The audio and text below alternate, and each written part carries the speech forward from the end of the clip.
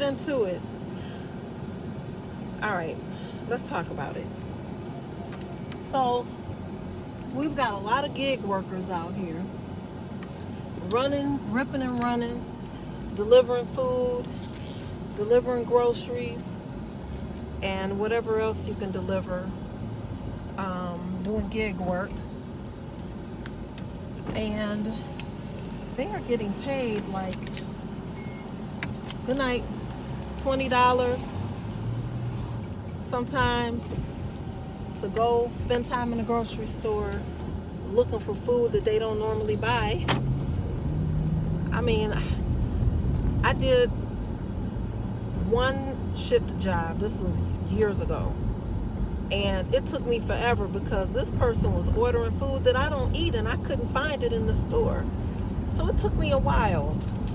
And then when I arrived to deliver their groceries, it was someone who was not mobile. And she was giving me instructions on she had left the door open. She was telling me how to get the groceries, where to leave them in her home, which was scary. But the point I'm making is these are things that was adding on to the time it took me to complete this job. And then she had even asked me if I would put the groceries away for her in her kitchen. And I said, ma'am, I'm sorry, I can't. And you could tell she's someone that had been really closed up in the house, and I just couldn't stay in there any longer. So I did the best I could. I feel bad when people are in that situation, but that's beside the point. People are out here working, and they don't realize they are below the poverty level as far as wages. They are making far less than minimum wage. But these are the same people who refuse to work at McDonald's, refuse to work at Amazon. Do you realize you're making less money per hour? At least with Amazon and a job that's paying $15, $16 an hour, and I'm here in Michigan, at least you know what time you're going to go home. At least once you're done working, you're done working. At least you can manage your time. But with gig work, it's like you're just in a constant state of desperation. You're picking up jobs because you don't know when the next one is going to come. And I'm all about entrepreneurship, but we need to understand being a business owner means that you can forecast your earnings. You can do things to impact your earnings. Okay, it's not just accepting what somebody's offering you. Even for the notary apps, the signing services, place jobs on their job board, $75 for a refinance. And a lot of people take them. And I take them. I still do them sometimes. But I do them with the full understanding that I'm not being paid for each notarization. I'm being paid as a signing agent. And I also know that what they're offering me is below what the job is actually worth. So my goal is to spend as little time on it as possible. That means picking up the job, printing the documents. I'm timing all of that because I don't have time to mess around. I don't have 4 or 5 hours to spend to get $75. How does it end up being 4 or 5 hours, Valita? Because depending on where this job is, like where I live, I get a lot of jobs that are probably maybe sometimes like 30 to 45 minutes away. Let's make it 30 minutes to get there, 30 minutes to get home. So that's 1 hour. I'm probably going to spend, depending on what it is and the age of the signer, I'm probably going to spend 1 hour with them.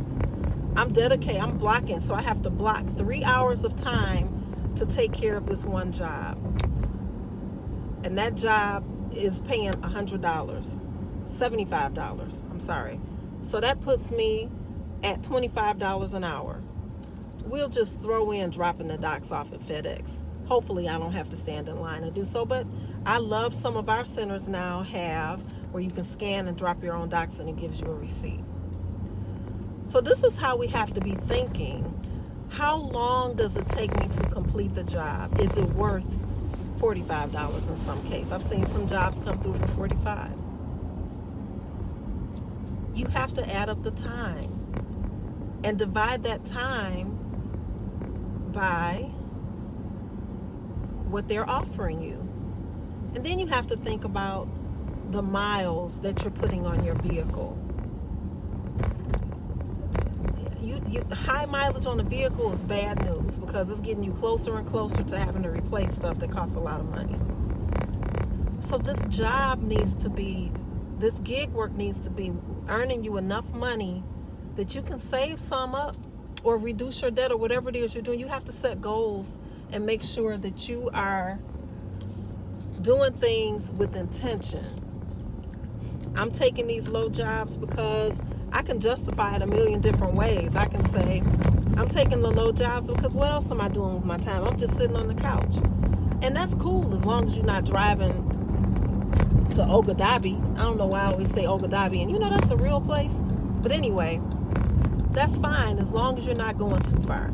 If you justify it by saying, you know what, I'm just really not during this time. I'd rather be spending the time making some money than just sitting here doing nothing and making nothing. That's another way to justify it, but you still have to make sure you're not driving too far in that case. At the end of the day, the bottom line is you have to make it make sense. Make sure you understand it. Make sure you understand it. People drive crazy out here.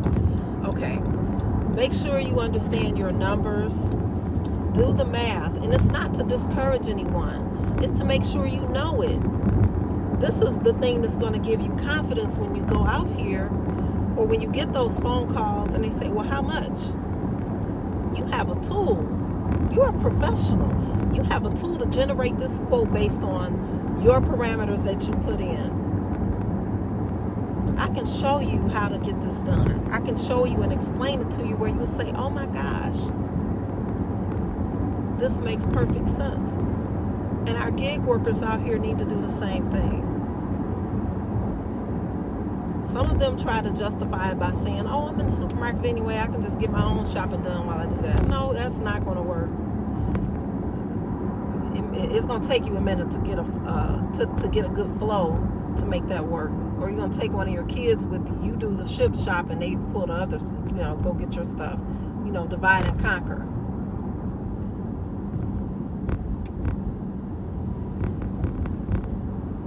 I don't want my people out here being tricked. And when I say my people, I mean my people and I mean women. That's who I mean. I mean my people and I mean women. Don't be silly. Your time is valuable. The effort that you put in, getting your National Notary Association certification to be a signing agent, making sure you have a bond, buying the supplies. You're doing this to earn extra money. It's not a hobby. I don't know anybody out here who is just, don't get me wrong. Some notary work is fun because you get to meet a lot of people, a lot of new people, and it's just fun. And if you're doing loan signing, you're meeting people on a good note. They're refinancing, they're taking money out for a new project, or people are buying a new home. It's just, it's fun in that regard. You get to be a part of their big moments.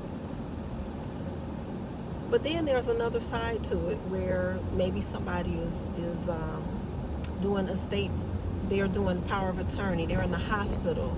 You get to now be compassionate and be that calming force for people as they make sure that they are getting their business in order.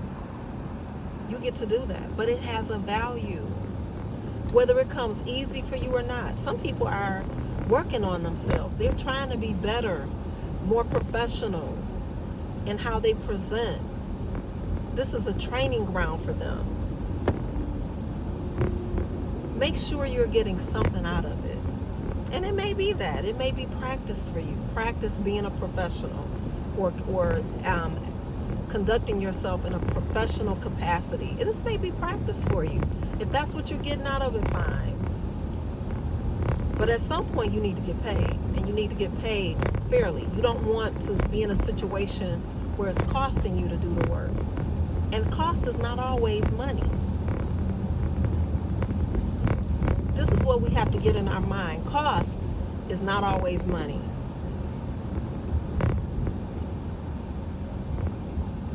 Time is not infinite. And if you really, those of you who are doing this work and you have a full-time job, if you really calculate how much time you have in a day, let's just say we're all getting 8 hours of sleep. Then we work 8 hours, some of us 9. That's only leaving you how many hours in the evening? At least 20 hours of your day is gone between working, sleeping, and commuting if you drive back and forth to work. That leaves you maybe 4 hours. I'll be generous. Let's just say you got 5 hours left in your day to do whatever you want. That 5 hours, you gotta get on some days you gotta get your hair done, your nails done. You need to talk to your husband. You need to spend time with your grandbaby. You need to take care of you. You need to read your book. You need to do your Bible study. That's 5 hours. But now you're taking part of that 5 hours and you're doing notary work. What is it worth to you? It's valuable. It's a sacrifice. Make sure you're being paid for the time that you're sacrificing. That's all I'm saying. That's all I'm saying. Or if you don't be fake with yourself, okay? Lisa Wicker is one of my mentors, even though I don't talk to her often if she's watching this, but she's my mentor. I watch her. That's my benchmark. Don't be fake with yourself. Don't have cognitive dissonance because you went down a path and it's not what you thought it was, but you're going to keep going anyway. No, we don't do that. When you see what it is, you pivot. You try to make it into something that you need it to be for you, or you walk away. Don't be afraid to pivot or do something different. And it may mean telling people that you used to do notary work for $25. $25, that was an introductory rate. These are my real rates. This is what it costs. I gave myself a raise. When do you get a raise? If you base everything on mileage, you're just gonna be stuck. Your earning potential is going to be capped. Your hourly rate should go up a percentage to keep up with on pace with the cost of living. If we look at these signing service apps, they've been offering this same $90 to $100 for the last 5 years. I know their cost, what they charge customers, has gone up, but they keep our pay where it is. So the only way that's going to change is we have to understand the value that we bring. We have to understand what it costs us, and we're going to have to start saying no. We're going to have to start countering to get what we deserve. We're going to have to make sure new notaries coming into the game understand the cost of doing this business. We have to make, those of us who have learned and we're doing it now, we need to make sure they know. We can't just, it's not enough to just sit up and talk about people. Oh, these new notaries, they are just taking anything. No. We have to help them understand what is going on. We have to help them understand the cost of doing this business. Okay? And I'm going to stop preaching now because I'm getting on my own nerves. But you guys, is everyone understanding what I'm saying? And it's not that we need to collude. Everybody's price is going to be different because everybody's goals are different. And I have a calculation that will show you what I mean. I can't get into it here because it'll just confuse everybody. But my hourly rate is going to be different from yours just based on the amount of money that I need to make, or my goal, my income goal, and the number of hours that I'm able to put in. minus the reality check. Because some of you, by the time you put your numbers in, you're going to see you're at $60, $75, $100 an hour, and we know that that's too high. But we need to see where our number is falling. That's why I said minus the reality check. But you got to do the math first. Let's do our math. All right? And if anybody needs help with that, I am more than happy to help. But it's super easy. I'll give you the template to figure out your hourly rate. And it's going to change from time to time, depending on your goal.